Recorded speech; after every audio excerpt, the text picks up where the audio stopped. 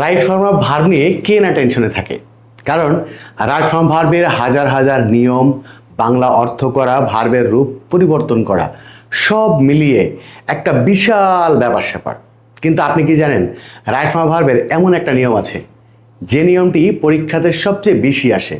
Class 6, 7, 8, 9, 10, SSC, HSC, degree, honours, masters, চাকরি পরীক্ষা, BCS পরীক্ষা, সকল পরীক্ষায় রাইট ফর্ম ভার্বের একটা নিয়ম সবচেয়ে বেশি আসে। সেই নিয়মটা হচ্ছে গ্যাপটা থাকবে ঠিক সাবজেক্টের পরেই। কিন্তু সমস্যা হচ্ছে এই জায়গাতেই। সেটা হচ্ছে, আপনি কি জানেন সাবজেক্ট কয় রকম হয়? সাবজেক্ট কিন্তু হয় দুই রকম। একটাকে বলা হয় অ্যাক্টিভ সাবজেক্ট, আর একটাকে বলা হয় প্যাসিভ সাবজেক্ট। এই ব্যাপারটা যদি আপনি ক্লিয়ার বুঝে যান, তাহলে রাইট ফর্ম ভার্বের অনেকগুলো অ্যান্সার আপনি খুব সহজেই করতে পারবেন। আমি এই ব্যাপারটা আজকে একদম ক্লিয়ার করে দিচ্ছি এবং আপনাদেরকে আরও এক্সট্রা কিছু উদাহরণ দিয়েও এই বিষয়গুলো একদম ক্লিয়ার করে দেব। তো প্রথমত আসুন সাবজেক্ট সম্পর্কে আমাদের যে ধারণা, সেই ধারণাটার একটু চেষ্টা করি। সাবজেক্ট বলতে আমরা কি বুঝি? সাবজেক্ট মানে হচ্ছে কর্তা। সাবজেক্ট মানে হচ্ছে কর্তা। এবার আসেন, কর্তা মানে কি? কর্তা মানে হচ্ছে যে কাজ করে, যে কাজ করে বা ক্রিয়া সম্পাদন করে, সেই হচ্ছে সাবজেক্ট। সমস্যাটা হচ্ছে এই জায়গায়, সকল সাবজেক্ট কিন্তু কাজ করে না। এই জায়গায় আপনাকে বুঝতে হবে। যেমন আমরা নিচে দুইটা সেন্টেন্স লিখেছি, একটু খেয়াল করেন। সেটা হচ্ছে the thief dash from the station yesterday. এখন বলেন তো অ্যারেস্ট মানে কি? অ্যারেস্ট মানে হচ্ছে গ্রেফতার করা। অ্যারেস্ট মানে হচ্ছে গ্রেফতার করা। এখন আপনি বলেন, এই থিপ মানে চোর, চোর কি আসলে গ্রেফতার করে? চোর কিন্তু গ্রেফতার করে না। আবার দেখেন, the police dash the thief from the station yesterday. এখন বলেন, পুলিশ চোরকে গ্রেফতার করতে পারে কি পারে না? উত্তর হচ্ছে পারে। তাহলে দেখেন, এখানেও অ্যারেস্ট আছে, এখানেও অ্যারেস্ট আছে, বাট এই দুইটা সাবজেক্ট কিন্তু একরকম ভাবে কাজ করছে না। এখানে যে সাবজেক্ট আছে দ্য পুলিশ, পুলিশ অ্যারেস্ট করতে পারে, এবং দ্য থিপ সে অ্যারেস্ট করতে পারে না। তাহলে মনে রাখবেন যে সাবজেক্টের জায়গায় থাকলেই সে এই কাজটা করতে পারবে না। এই ধারণা থেকে সাবজেক্টকে ভাগ করা হয়েছে দুই ভাবে। কয় ভাবে? দুই ভাবে। একটা হচ্ছে অ্যাক্টিভ সাবজেক্ট, যে এই কাজটা করতে পারবে। ভার্বের কাজটা যে সাবজেক্ট করতে পারে তাকে বলা হয় অ্যাক্টিভ সাবজেক্ট। ওকে, আর একটা জিনিস মনে রাখবেন, যে সাবজেক্টের জায়গায় থাকবে ঠিকই, কিন্তু ভার্বের কাজটা সাবজেক্ট করতে পারবে না, এদেরকে বলা হয় প্যাসিভ সাবজেক্ট। তাহলে আজ থেকে একটা ব্যাপার আপনাকে মনে রাখতে হবে, যে কাজ করে সেই শুধু সাবজেক্ট না, যে কাজ না করে সেও সাবজেক্ট। এই জায়গায় আপনাকে খেয়াল রাখতে হবে। যখনই রাইট ফর্ম ভার্ব করবেন তখনই আপনাকে বুঝতে হবে যে সাবজেক্টের পরে যে কয়েকটা গ্যাপ আপনি পাবেন, সেক্ষেত্রে প্রথম চিন্তা আপনি করবেন যে আসলে এই সাবজেক্টটা অ্যাক্টিভ সাবজেক্ট নাকি প্যাসিভ সাবজেক্ট, এইটা একটু ক্লিয়ার করবেন। ওকে, দেখেন নর্মালি যেটা হয়, সাবজেক্ট যেহেতু দুই রকম, ভার্বও দুই রকম। সেই দুই রকম কি কি? একটাকে বলা হয় অ্যাক্টিভ ভার্ব। কি বলা হয়? একটা হচ্ছে অ্যাক্টিভ ভার্ব, আর একটাকে বলা হয় প্যাসিভ ভার্ব। Passive verb. এই দেখেন, নর্মালি যেটা হয়, অ্যাক্টিভ সাবজেক্টের পরে গ্যাপ থাকলে সেখানে সবচেয়ে বেশি ব্যবহার হয় প্রেজেন্ট ফর্ম অথবা পাস্ট ফর্ম। কোন ফর্ম? প্রেজেন্ট ফর্ম ব্যবহার হয় অথবা পাস্ট ফর্ম ব্যবহার হয়। যদিও অন্যান্য টেন্সের ভার্বও ব্যবহার হয়, কিন্তু সবচেয়ে বেশি ব্যবহার হয় প্রেজেন্ট ফর্ম এবং পাস্ট ফর্ম। অর্থাৎ যে লাইনটা আছে বা যে গল্পটা আছে, এটা যদি প্রেজেন্ট ফর্মের হয় তাহলে ম্যাক্সিমাম ভার্ব ব্যবহার হয় প্রেজেন্ট ফর্মে, আর যদি পাস্ট ফর্মে মানে গল্পটা যদি পাস্টে থাকে তাহলে অধিকাংশ বা ম্যাক্সিমাম ভার্বগুলো ব্যবহার হয় পাস্ট ফর্মে। এবার আসুন এই দুটা সাবজেক্টের মধ্যে, তাহলে আমরা নিশ্চয়ই বুঝে গেছি যে কোনটা অ্যাক্টিভ সাবজেক্ট আর কোনটা প্যাসিভ সাবজেক্ট। যেমন দেখেন, এই সাবজেক্টটা এই কাজটা করতে পারে না, তার মানে হচ্ছে এটা হচ্ছে প্যাসিভ সাবজেক্ট। এবং দ্য পুলিশ চোরকে অ্যারেস্ট করতে পারে, সুতরাং এটা হচ্ছে অ্যাক্টিভ সাবজেক্ট। ওকে, এখন আসেন, যখনই দেখবেন গ্যাপটা প্যাসিভ সাবজেক্টের পরে, তখন আপনাকে যেটা করতে হবে, একটা প্যাসিভ ভার্ব লাগবে, একটা প্যাসিভ ভার্ব, একটা প্যাসিভ ভার্ব, আর লাগবে হচ্ছে ভার্বের 3 নাম্বার ফর্ম। নোটটা মনে রাখবেন, যখনই সাবজেক্ট প্যাসিভ হবে তখনই একটা প্যাসিভ সাহায্যকারী ভার্ব লাগবে। কি লাগবে? একটা প্যাসিভ সাহায্যকারী ভার্ব, একটা প্যাসিভ সাহায্যকারী ভার্ব লাগবে। আর কি লাগবে? যে মেন ভার্বটা থাকবে ওই মেন ভার্বের 3 নাম্বার ফর্ম, অর্থাৎ পাস্ট পার্টিসিপল ফর্ম হবে। আর যখনই অ্যাক্টিভ সাবজেক্টের পরে গ্যাপ থাকবে, যখনই অ্যাক্টিভ সাবজেক্টের পরে গ্যাপ থাকবে তখনই নর্মালি কি হবে? ভার্বের প্রেজেন্ট ফর্ম হবে অথবা পাস্ট ফর্ম হবে। তবে অর্থ অনুযায়ী অন্যান্য টেন্সের ভার্বও হতে পারে। এবার আসেন, তাহলে দ্য থিপ ড্যাশ, এখানে ইএস স্টার্টে আছে, তার মানে অতীত সময়, অর্থাৎ এইটার অ্যান্সার হবে হচ্ছে was arrested, was arrested, অর্থাৎ the thief was arrested from the station yesterday, অর্থাৎ গতকাল চোরটিকে স্টেশন থেকে গ্রেপ্তার করা হয়েছিল। ওকে, এবার আসেন, এটা কি হবে? The police arrest the thief from the station yesterday, তার মানে গতকাল স্টেশন থেকে পুলিশ চোরটিকে গ্রেপ্তার করেছিল। তাহলে এখানকার অ্যান্সারটা হবে হচ্ছে অ্যারেস্টেড, অ্যারেস্টেড। ওকে, তাহলে দেখেন একই রকম ভার্ব, একই রকম সেন্টেন্স, দুটাই সাবজেক্টের পরে গ্যাপ, হ্যাঁ, আবার দুইটা ভার্বই একই রয়েছে, দুইটা সেন্টেন্সই ইয়েস্টারডে রয়েছে, বাট একটাতে হয়েছে অ্যান্সার কি? ওয়াজ অ্যারেস্টেড, আর একটাতে হয়েছে শুধু অ্যারেস্টেড। এখন আপনি কি মনে রাখবেন? খেয়াল করবেন গ্যাপটা কোথায় আছে, সাবজেক্টের পরে। সাবজেক্ট অ্যাক্টিভ নাকি প্যাসিভ? যদি অ্যাক্টিভ হয় তাহলে প্রেজেন্ট ফর্ম অথবা পাস্ট ফর্ম, আর যদি সাবজেক্ট প্যাসিভ হয় তাহলে একটা প্যাসিভ সাহায্যকারী ভার্ব, এরপরে যে মেন ভার্ব থাকবে সেটার পাস্ট পার্টিসিপল ফর্ম অথবা 3 নাম্বার ফর্ম। এবার আসেন আমরা আরও কিছু উদাহরণ প্র্যাকটিস করি। যেমন দেখেন, আমরা যদি প্রথম সেন্টেন্সটা খেয়াল করি, a teacher dash with an architect, খেয়াল করেন কম্পেয়ার মানে হচ্ছে তুলনা করা। এখন বলেন, একজন শিক্ষক কি আসলে এই যে স্থপতির সাথে তুলনা করে? একজন শিক্ষক কি স্থপতির সাথে তুলনা করে? নো, করে না, বরং শিক্ষককেই স্থপতির সাথে তুলনা করা হয়।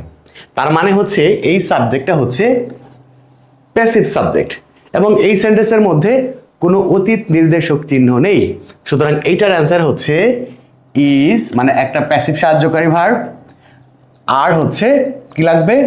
ভার্বের 3 নাম্বার ফর্ম, কম্পেয়ার্ড, কম্পেয়ার্ড। এই আপনাদেরকে এই জায়গাতে ছোট্ট একটা ইনফরমেশন দিয়ে দিই, যেটা আপনি সর্বোচ্চ উত্তর করতে পারবেন।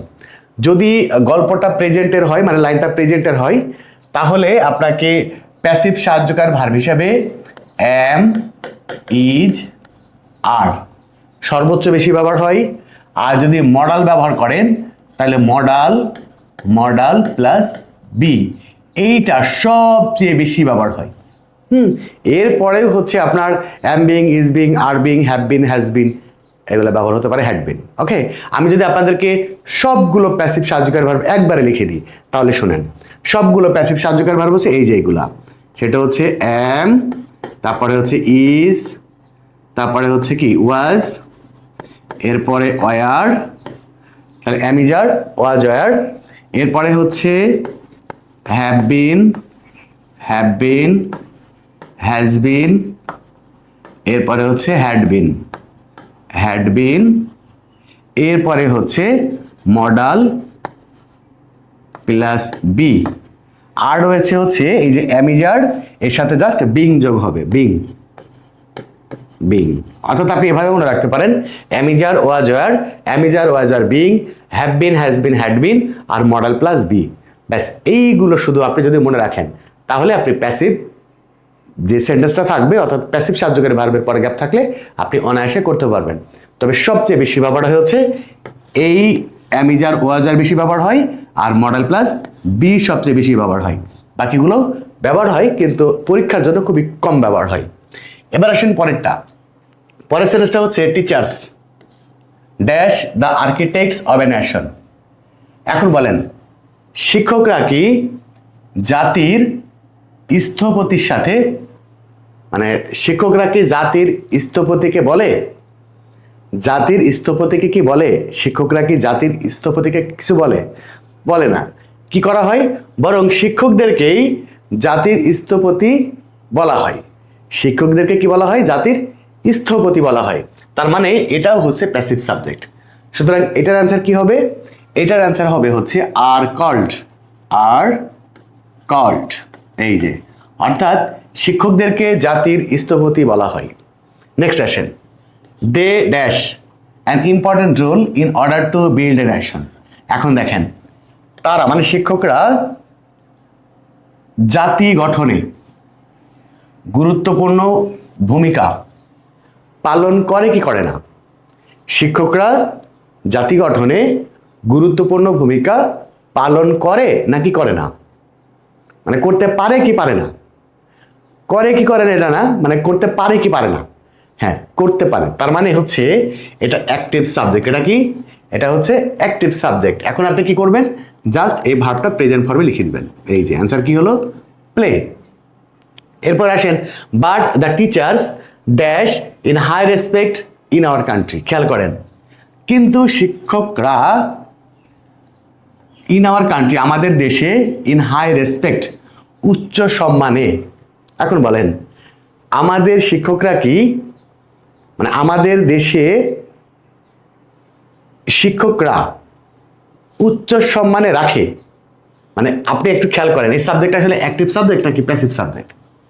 দেখেন, আমাদের দেশে উচ্চ সম্মানে শিক্ষকরা রাখে, মানে শিক্ষকরা আমাদের দেশে উচ্চ সম্মানে রাখে। আসলে শিক্ষকরা আমাদের দেশে উচ্চ সম্মানে রাখে নাকি আমাদের দেশে শিক্ষকদেরকেই উচ্চ সম্মানে রাখা হয়, কোনটা? জি, আমাদের দেশে শিক্ষকদেরকে উচ্চ সম্মানে রাখা হয়, শিক্ষকরা রাখে না। তার মানে এই সাবজেক্টটাও হচ্ছে প্যাসিভ সাবজেক্ট। ওকে, তাহলে এটার অ্যান্সার কি হবে? এই দেখেন, এটার অ্যান্সার হচ্ছে আর হেল্ড। আর হেল্ড, অর্থাৎ the teachers are held in high respect in our country. অর্থাৎ আমাদের দেশে শিক্ষকদেরকে উচ্চ সম্মানে রাখা হয়।